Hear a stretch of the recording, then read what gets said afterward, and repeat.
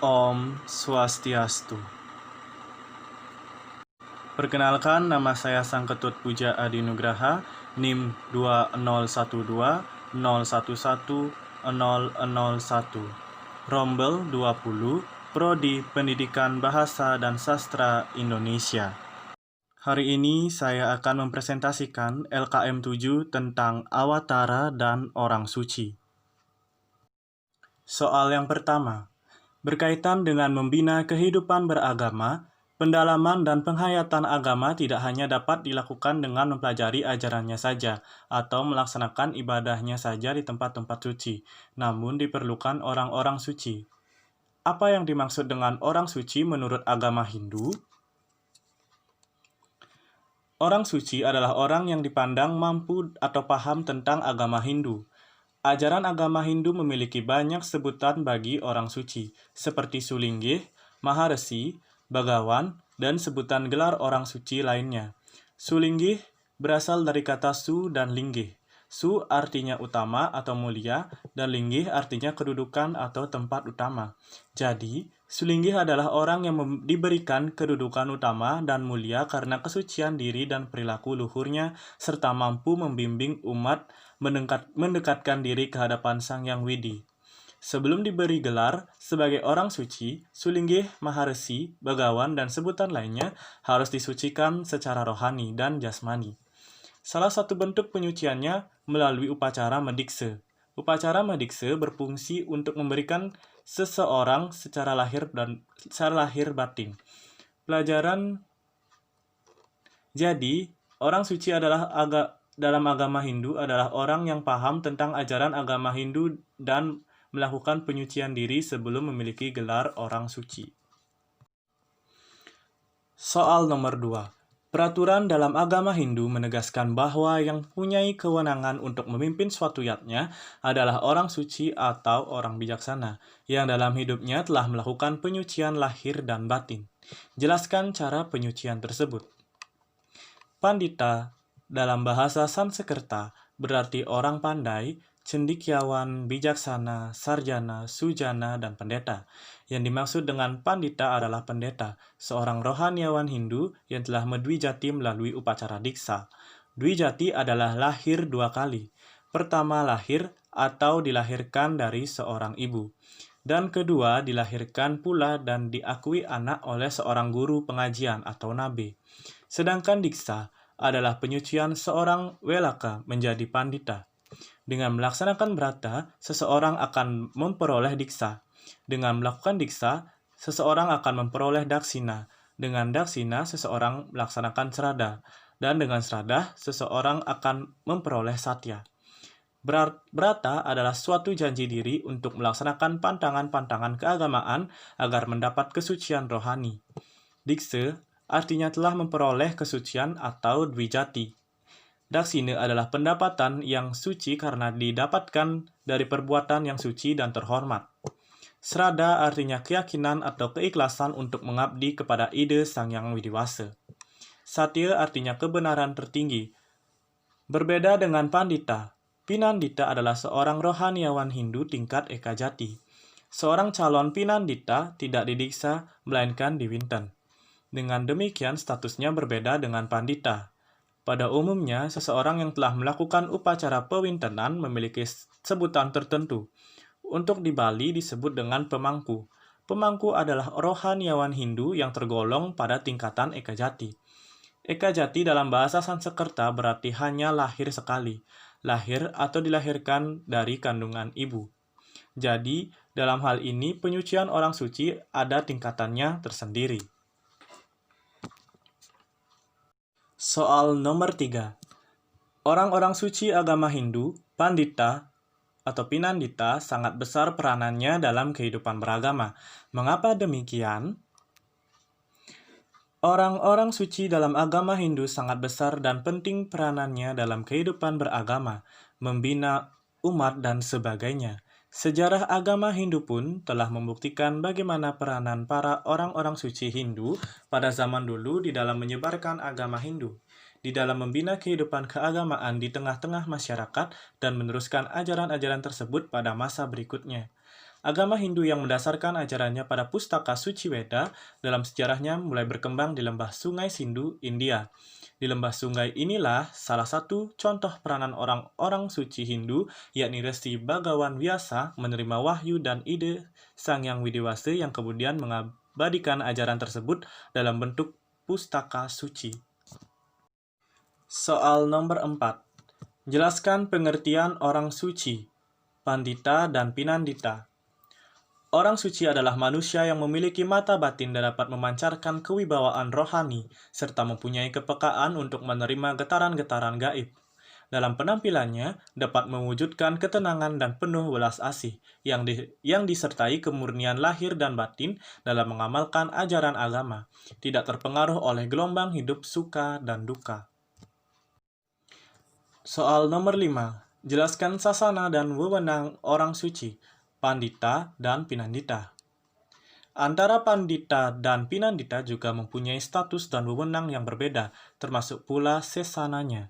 Seorang Pinandita adalah seorang rohaniawan Hindu tingkat Eka Jati, kelahiran sekali tidak di Diksa, melainkan di Winton. Setelah melalui upacara pewintenan, seorang Pinandita dapat menyelesaikan upacara yatnya tertentu, atau biasanya pada pura tertentu, khususnya pura yang diemongnya, menjadi tanggung jawabnya. Demikian pula untuk upacara Purnama Tilem dan upacara-upacara keagamaan lainnya, bisa dan diselesaikan oleh Pinandita. Pada umumnya di Bali, Pinandita adalah pemangku, namun apabila ada upacara-upacara besar seperti upacara-upacara pedudusan agung di sebuah pura atau melakukan tawur dan sebagainya, harus diselesaikan oleh seorang pandita. Demikian pula sebagai contoh dalam upacara Purnama dalam umat Hindu Bali. Selain oleh Pinandita, dipuput juga oleh Pandita. Demikian juga pada upacara persembahyangan tertentu di sebuah pura dapat pula dipuput oleh Pinandita atau pemangku. Hanya menangani salah satu tempat suci saja. Untuk hal inilah, misalnya pemangku pura desa atau pemangku pura dalam dan pura pusat. Ketiga pemangku ini mempunyai tanggung jawab penuh terhadap pura yang diamongnya. Karena perbedaan status, sasana, dan wewenang, maka persyaratan Pinandita agak lebih longgar jika dibandingkan dengan persyaratan untuk menjadi pandita. Soal nomor 6. Jelaskan riwayat singkat orang suci agama Hindu. Adapun yang penting diketahui oleh generasi pewaris agama Hindu tentang orang suci atau para resi yang pernah menerima wahyu dari Dewata atau Brahman akan diuraikan di bawah ini. Yang pertama, Girta Samada. Tentang sejarah kehidupan Maharesi Girsamada tidak banyak diketahui, namun demikian Resi Girta Samada telah berhasil menerima wahyu Sruti tentang ayat-ayat suci Weda yang kemudian dihimpunnya dalam Rigveda, terutama dalam Mandala kedua. Yang kedua, Wiswamitra. Maharesi Wiswamitra adalah Maharesi yang kedua menerima wahyu. Wahyu ayat-ayat suci yang diterima ini kemudian dihimpun dalam Rigveda pada Mandala ketiga. Nama Maharesi Wiswamitra banyak disebut-sebut dalam sejarah agama Hindu. Yang ketiga, Wamadewa. Dalam cerita disebutkan bahwa Maharesi Wamadewa sejak berada dalam kandungan ibunya telah mencapai penerapan sempurna, yaitu mampu berdialog dengan Dewa Indra dan Aditi. Beliau juga telah menerima wahyu ayat-ayat suci Sruti dan menghimpunnya dalam Rigveda pada Mandala keempat. Selain Sabta Resi, penerima wahyu Weda, ada juga beberapa Maharesi yang dalam kehidupan agama Hindu dikenal dan disebut-sebut dalam kitab suci karena peran dan jasanya di antaranya adalah: yang pertama, Bhagawan Bhrgu adalah seorang Maharesi yang di dalam kitab Purana dianggap sebagai putra Brahma dan sebagai pendiri dari warga atau bangsa beliau yang disebut bangsa Bhagawan. Yang kedua, Resi Agastya. Dalam penyebaran agama Hindu, Resi Agastya adalah terkenal jasa-jasanya. Menurut kitab suci Purana dan Mahabharata, beliau lahir di Kasi atau Beranes sebagai penganut Siwa yang taat. Beliau dikatakan sebagai pemegang obor yang memberi penerangan suci di daerah pelosok. Beliau meninggalkan kota Kasi menuju ke selatan sebagai Dharma Duta menyebarkan agama Hindu. Yang ketiga, Bhagawan Brahaspati. Menurut beberapa kitab Purana, Bhagawan Brahaspati adalah putra Bhagawan Angirasa atau Angira. Bhagawan Angira terkenal sebagai orang suci. Manasa putra itu diciptakan oleh Brahma melalui pikirannya. Nama-nama Manasa putra dan Dewa Brahma antara lain Marici, Bregu, Angira, dan lain-lain. Soal nomor 7. Jelaskan apa yang dimaksud dengan awatara dalam agama Hindu. Awatara atau avatar dalam bahasa Sanskerta avatara dalam agama Hindu adalah inkarnasi dari Tuhan Yang Maha Esa maupun manifestasinya. Tuhan Yang Maha Esa ataupun manifestasinya turun ke dunia, mengambil suatu bentuk dalam dunia material guna menyelamatkan dunia dari kehancuran dan kejahatan, menegakkan dharma dan menyelamatkan orang-orang yang melaksanakan dharma atau kebenaran. Soal nomor 8.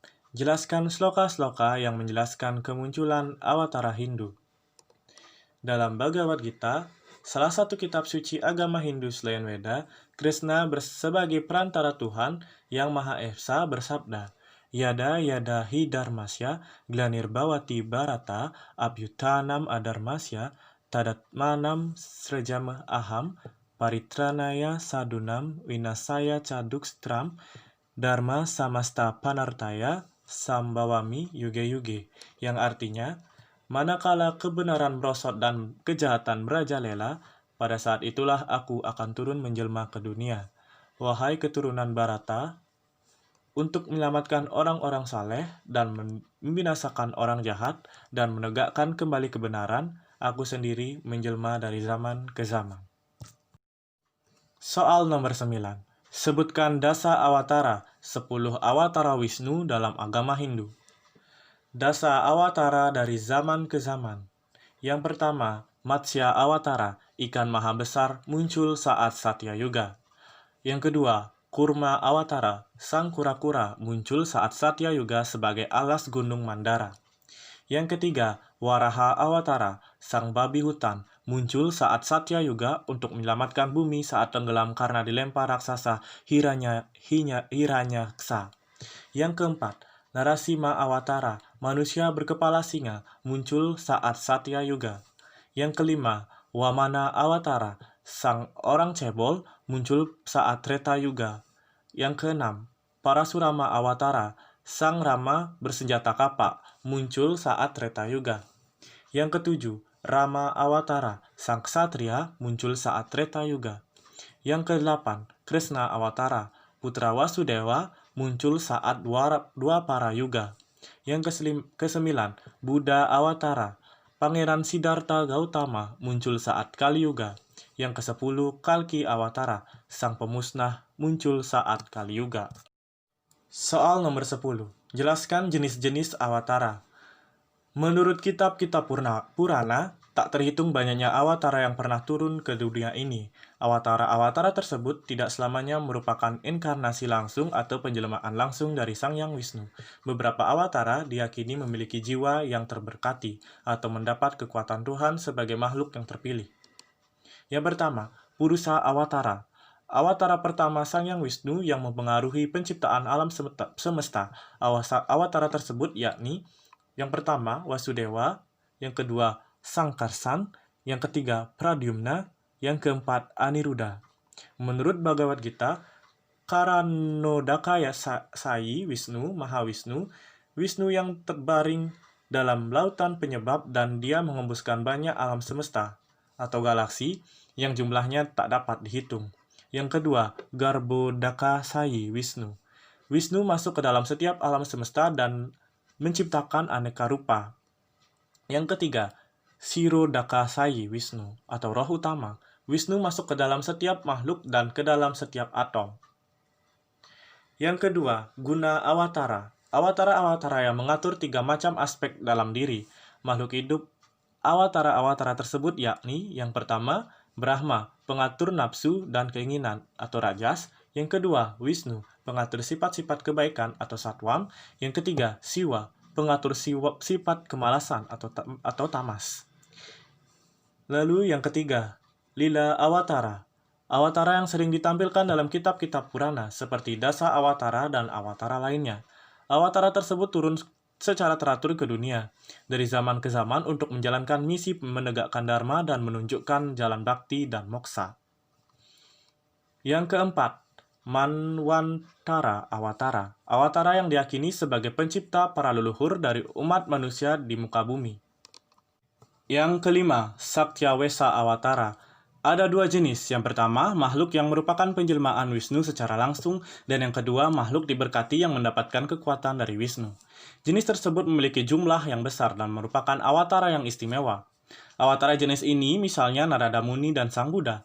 Awatara jenis tersebut kadang-kadang dikenal dengan sebutan Saktyawasawatar, Saktyawesawatar, atau Awesa Avatar. Awatara lain yang termasuk jenis kedua misalnya Parasurama yang mana Dewa Wisnu tidak secara langsung menjelma. Dalam jenis yang kedua tersebut, menurut Sri Vaishnavism, ada dua macam lagi, yakni yang pertama Wisnu memasuki jiwa makhluk yang terpilih tersebut, seperti Parasurama. Yang kedua, Wisnu tidak memasuki jiwa secara langsung, namun memberikan kekuatan suci, misalnya Vyasa, penyusun Weda. Awatara jenis kedua tersebut tidak dipuja sebagaimana mestinya awatara yang lain. Hanya awatara yang merupakan penjelmaan langsung yang kini sering dipuja, seperti Narasimha, Rama, dan Sri Krishna.